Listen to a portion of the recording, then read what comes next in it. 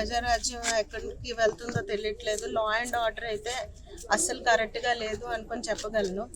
అది పెద్ద పెద్ద ప్రొఫైల్ కేసెస్ ఇళ్ళకే నడుపుతారా అనే దాని మీద అసలు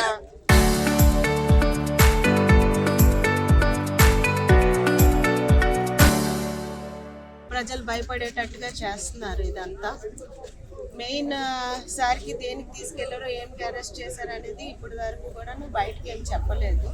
లోపల తీసుకొని వెళ్ళారు, మార్నింగ్కి కూడాను ఇంకా ఉంచుతారని చెప్తున్నారు. బాబుని తీసుకెళ్ళిన రోజు నుంచి కూడాను సార్కి అలాగే బ్యాక్ హ్యాండ్గా పోలీసు వాళ్ళు అలాగా వెనకాతలో వస్తూనే ఉన్నారు. కానీ ఈ మొత్తానికి చెప్పాల్సింది ఏంటనుకుంటున్నానంటే యాక్సిడెంట్స్ కేసెస్ చాలా జరుగుతున్నాయి. ప్రతి ఒక్క దాని మీద కూడాను మీరు చర్యలు తీసుకొని ఎలాగా అందరికీ తీసుకొని వచ్చేసి ఎక్స్గ్రేషియా కింద 10 లక్షలు ఇస్తున్నారు. ప్రతి యాక్సిడెంట్ కేసుల దగ్గరికి మీరు వెళ్ళేసి వాదంతా కూడాను చూసుకొని ఆ పేద కుటుంబానికి కూడాను మీ అందరూ కూడా కాపాడుకోవాలని చెప్పి కోరుకుంటున్నాను. తెల్లవారు 6:30 కానీ వాళ్ళు చెప్తున్నారు మేడం.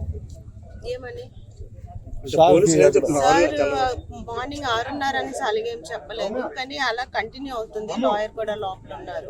మీకు పంపించారు? నాకు పంపించలేదు, నేను బయటకు వచ్చాను. మీడియా అడిగితే తెల్లవారు మార్నింగ్ 6:30 అని చెప్పారు.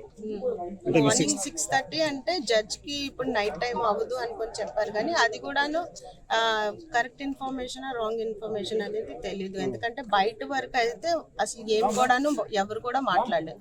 అక్కడ ఉన్న పోలీస్ బెటాలియన్ మొత్తం కూడాను బయట నుంచి వచ్చింది. మనకి లోపల ఉన్న పోలీస్ బెటాలియన్ బయట ఉన్నది మొత్తం వేరే వేరేగా ఉంది. సో అది కరెక్ట్ ఇన్ఫర్మేషన్ అనేసి నేను అనుకోవట్లేదు. అందుకనే అడ్వకేట్ లోపలే ఉన్నారు సార్తో పాటే. నేను మామూలుగా బయటకు వచ్చాను. మార్నింగ్ 6 లోపలే కార్యక్రమం అయిపోవచ్చు అని అనుకుంటున్నాం. అందుకనే మా వాళ్ళందరం కూడాను ఇక్కడే ఉండి వెయిట్ చేస్తున్నాం.